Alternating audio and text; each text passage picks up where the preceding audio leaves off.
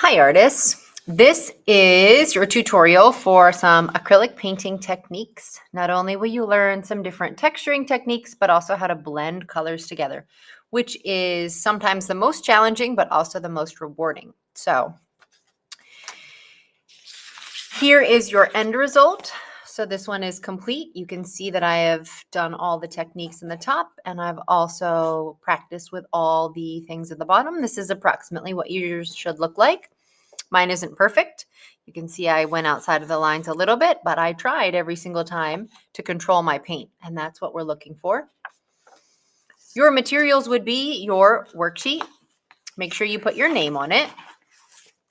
You need a medium-sized brush, paper towel, mixing paper, water to rinse your brush, and of course your tray with your paints.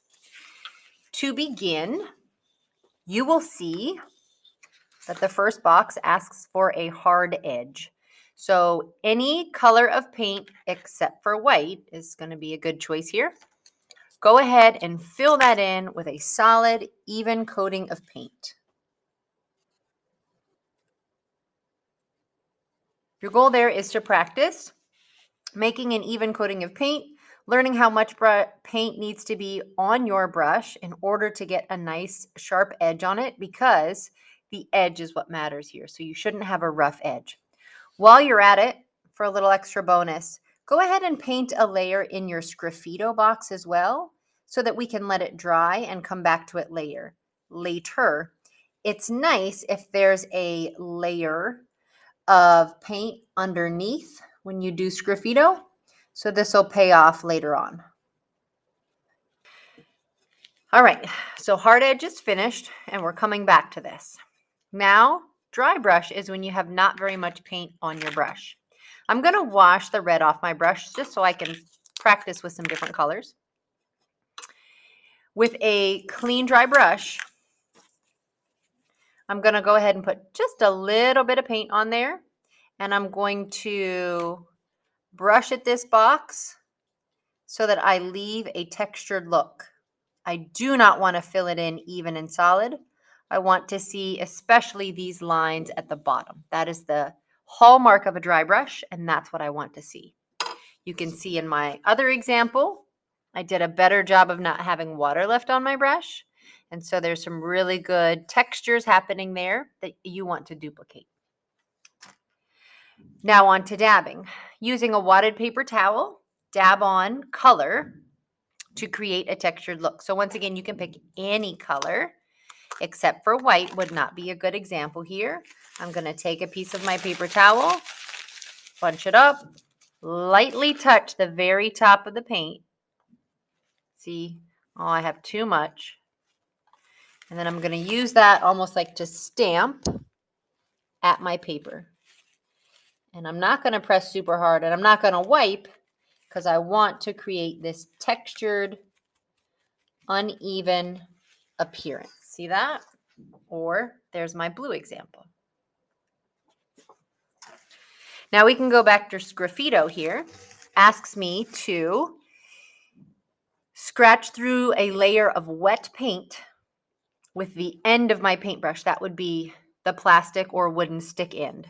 So I need a layer of wet paint. I can go ahead and use black since I just had that there.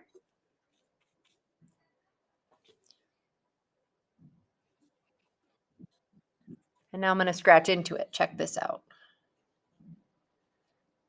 You can make any kind of design. I just want you to try this out.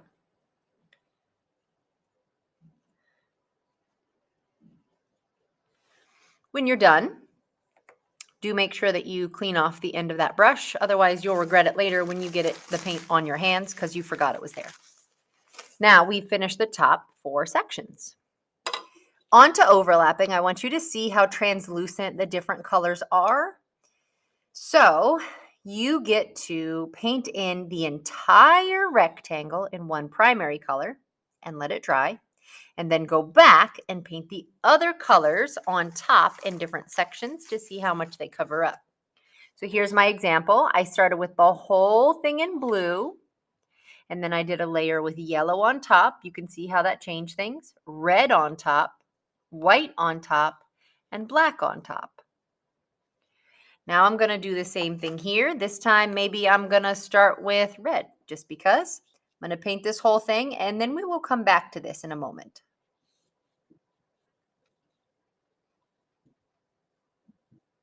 I'm going to leave this to dry.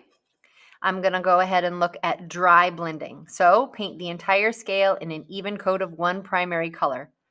Again, here we go again. I'm going to do the same thing. This time I'm just going to pick a different primary color just for fun. So clean and dry my brush. And here I go painting another layer of paint.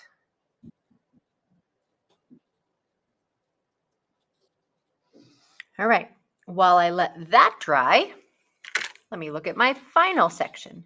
Some wet blending. So I'm supposed to mix up 3 different values of gray, paint white in the first box, and while it's wet, blend it with the light gray, blend it with a medium gray, blend it with a medium dark gray, and blend it with the black on the opposite side so that I end with a scale like this.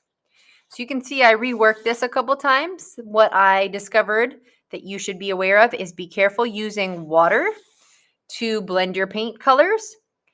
It can remove paint from your paper. So we're supposed to try to blend these while they're wet. And the difficulty there is this paint is going to dry quickly on your paper. So you need to be ready to go.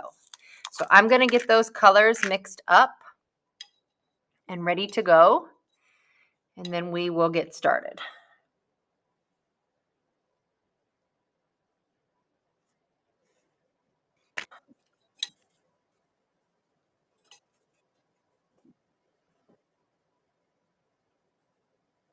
So here's my mixes, light, medium, and dark. I have these very pale dotted lines here to help me out. So I'm going to fill in this first section with plain white, and then while it is wet, I'm going to go ahead and grab my light gray, and I'm going to go over those sections and blend and sort of let my brush mix them together so that right on the paper I am mixing those paint colors.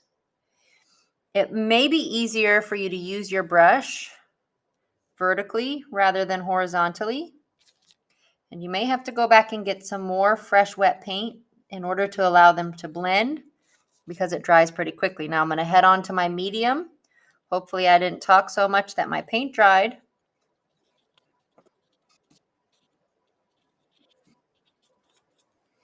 It is very dangerous to be mixing paints right on the paper. You see I'm having a little bit of a struggle with my medium blending well into my light.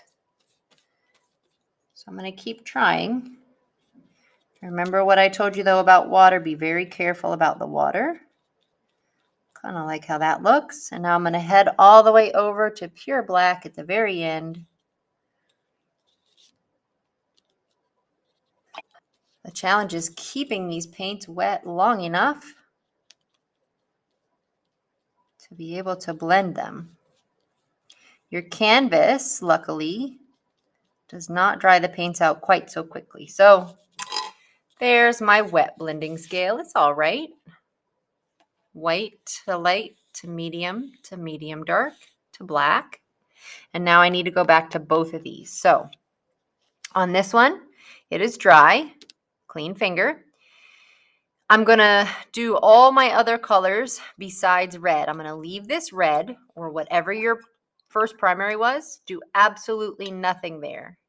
And instead, in these other 4 sections, go ahead and use your brush to paint a layer on top of other colors and see how much shows through of the base color. Practice your skill and control of your paintbrush and your paint as you do this part of the activity.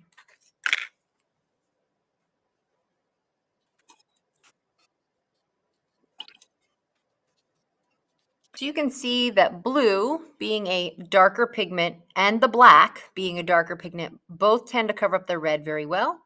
On the yellow, the red is showing through, and the white is trying, but there's still a hint of pink. So know that about the paints and how they work when you're using them and considering layering them. Now we have some dry blending to do. So I have a layer of blue, and I'm going to go ahead and add a second primary color, starting on this side and using my dry brush technique to blend it out into the blue here, so that those light gray marks that were there sort of divided it up for me, that this section will stay all blue, little bit of red, mix half and half, more red, all red. So let me go ahead and get that in there. So one thing that I think is going to help me here is I'm going to put just a smidge bit of water on there, just to make the paint a little more see-through, to help me blend them. But watch out, because it's sort of activating the blue underneath. And then I'm going to add a second layer, because I know that this red is a little see-through on the right side, so that I have a more red section there that's blending in the middle and fading over here to the other side. So that's how you complete your acrylic painting techniques worksheet.